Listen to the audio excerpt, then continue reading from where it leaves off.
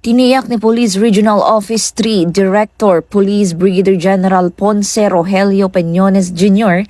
ang kahandaan ng mga civil disturbance management personnel sa pagpapanatili ng kapayapaan at kaayusan sa mga pampublikong pagtitipon. Personal niyang pinangunahan ang accounting ng CDM personnel sa Pro 3 Grandstand upang masiguro ang kanilang disiplina, kahandaan at tamang koordinasyon sa pagharap sa iba't ibang sitwasyon. Bilang paalala, hinimok ni Police Brigadier General Peñones Jr.